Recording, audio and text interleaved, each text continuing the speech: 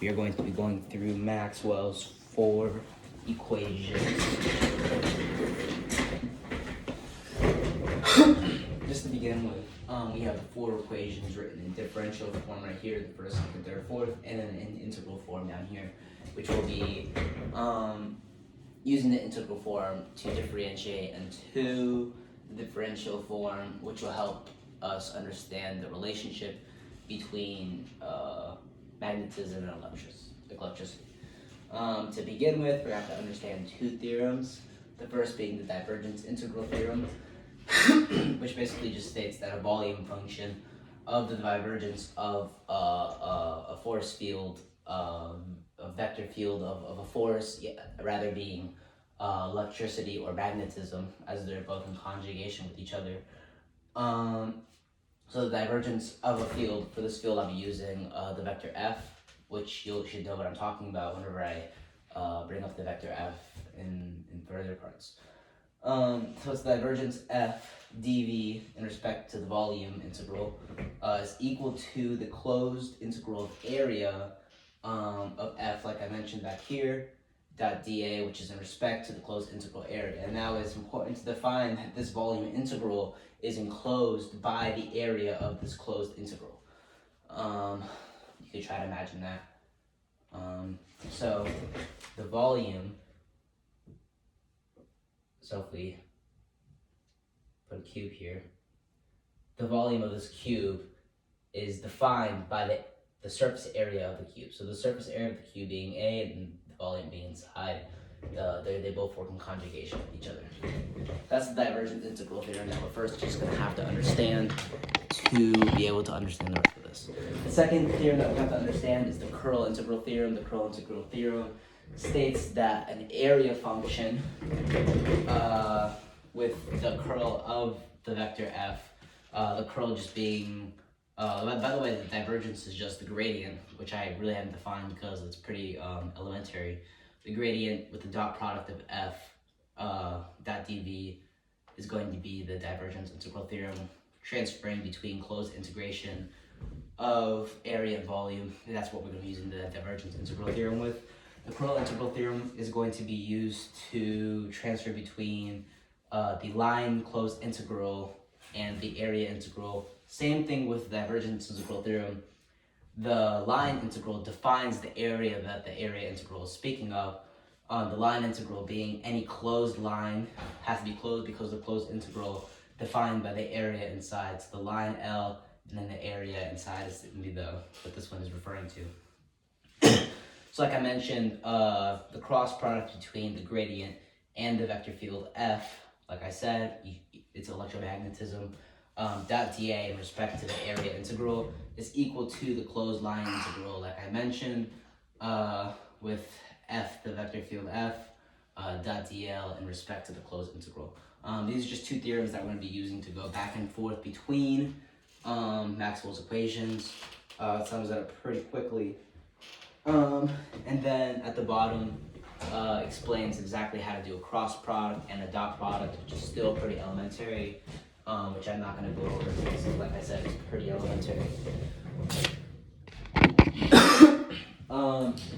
Beginning with the first Maxwell equation, we have the closed area integral of E being electricity, the electromagnetic field, dot dA in respect to the area is equal to Q over epsilon, which is all, that whole thing can also be referred to as the flux of E, the flux being represented by this right here.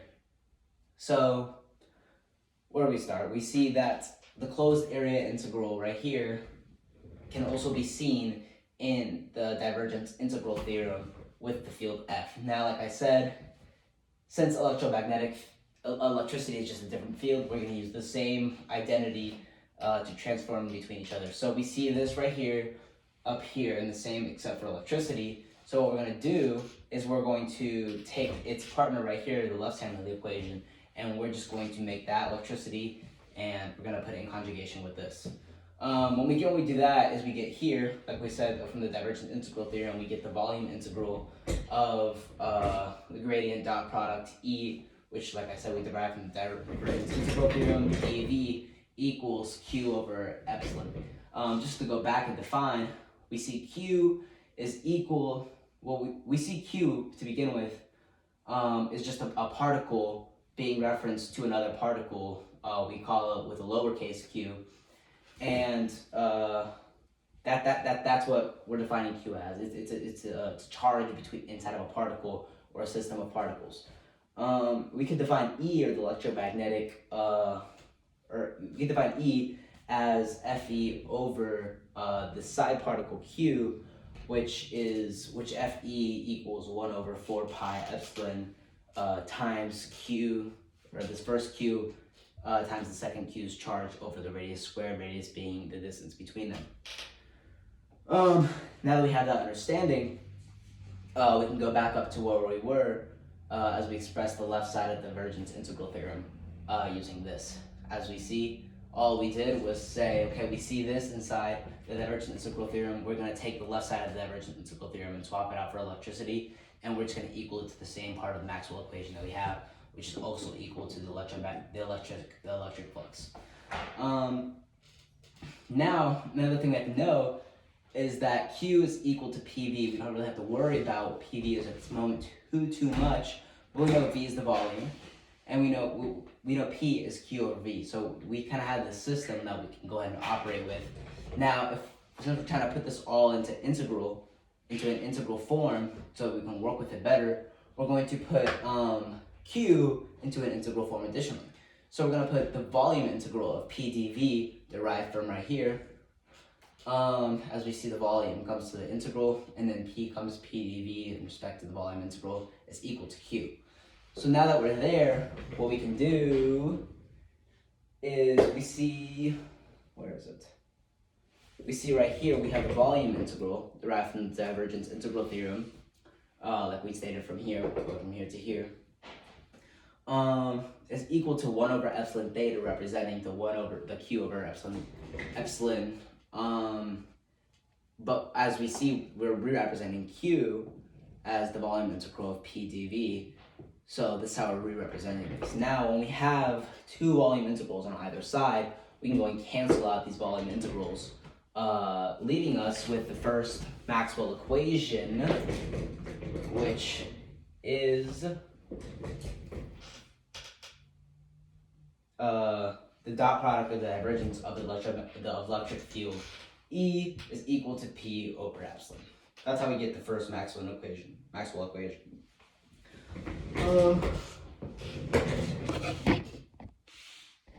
The second Maxwell equation we can see should be here, which the second Maxwell equation states that the closed area integral of the electric field, or the magnetic field B, you know, magnetic fields are represented by B, dot dA in respect to the enclosed area, which is in respect to the line, which we're about to use the curl integral theorem with, is equal to 0. And like we said, this is all equal to the flux, so we can therefore have the flux of the magnetic field is equal to 0, which we'll get to in a second. So what do we see at first? Well, we have to look at our theorems and see what we can use. Actually, we're using the divergence integral theorem, which I represent by DIT. So I mentioned DIT or CIT, you know what I'm talking about. So we see the second Maxwell equation reference DIT, specifically the right side of DIT. So we can go ahead and swap it out for the left side of DIT. When we go ahead and swap it out for the left side of DIT, like here, this just re-represents DIT. But in magneticism, what we can go ahead and do is say, okay, left side DIT, which we're just swapping out from there, is also equal to 0, which is also equal to the original differential form, as we cancel out the volume integral, which leaves us with our second Maxwell equation of the divergence of the magnetic field, B is equal to 0. The third Maxwell equation we will define by Faraday's law. So it also is in conjunction with Faraday's law, which is really cool. So the third Maxwell equation states that the closed line integral of the electric field E uh, dot dl in respect to the closed line equals equals minus partial over partial t of the area integral b dot dA, which also shows voltage. So the voltage of the electric field right here is what is what Faraday's law also shows. Again, just to reiterate, we have line L of the closed line integral that orders the surface A, like I showed here. This line integral corresponds to voltage, like I mentioned. So what are we going to do? Same thing as all the rest of them. We're going to look into which theorem we can use. So first side, we'll look to the left side. Can we use the line integral of E dot dl or line integral of F dot dl? Do we see that in any of our theorems? Well, we see line integrals are all in the CIT, and we do see it. We see the closed line integral of F dot dl, which will just correspond to electricity. So the line integral of E dot dl is equal to voltage, like I said, which is equal to partial over partial t, which is just reiterating what we already said. Now we can go ahead and say that using the CIT, we can derive we can go ahead and derive this right here. This is stating the CIT, as mentioned here. The closed line integral is equal to the area integral of the cross product or the curl of the electromagnetic field. This is just CIT reiterated in the electromagnetic field. Now that we're reiterating CIT, we can put the right or the left side of CIT in conjugation with the right side of the third Maxwell equation, being negative partial over partial t of the area integral of b dot dA. So this third Maxwell equation is really putting together electricity and magnetism, with Faraday's law as we know it. Now that we're here, we can go ahead and state some givens. So first thing we know is that well, the first thing we can do is go ahead and put this partial derivative inside the integral, just so we can have the area integral. Since we see that these are both area integrals, we're going to soon be canceling them out as we've done in the other equations. So we see the area integral of the curl of the electromagnetic field dot dA in respect to the area integral is equal to negative. Don't forget the negative here, derived from the negative partial of the area integral partial over partial t b dot dA. This obviously being the magnetic field. And as we've done with all the other equations, we can go ahead and get rid of the area integrals, leaving us with the third Maxwell equation of the divergence, or the curl of E equals negative partial b over partial t. And you might be wondering where the negative is derived from. So we can see the negative is derived from just simple logical analysis, as if we didn't have the negative there, then the energy in this theoretical, and not imaginary, not complex, but we just think about the system that we're working with, the energy inside of that would just get to the point where it would end up going off of this actual theoretical space that we're talking about, defined by these lines, areas, and volumes. But if it's negative, we can see that if partial flux, which as we could represent B as the flux or of the flux of the electromagnetic field, as we can see, if the flux, if partial flux over partial t, or the change in the flux over time, is positive, then the voltage is going to be negative. So that just ensures that the energy doesn't extend too much. And if we see that the rate of change of the flux of the magnetic flux in respect to time is negative, then we see that the voltage is positive. And like I said, this ensures that our system stays in conjunction with itself. The fourth Maxwell equation is stated here. The fourth Maxwell equation states the closed line integral of B dot dl equals mu mu times I plus mu epsilon partial over partial t of the area integral E dot dA. That's a long one, and I might stutter on this one because it's a difficult one. First things first is what do we have? We can look at CIT, the curl integral theorem, to see how we're working with as we see a closed line integral in place.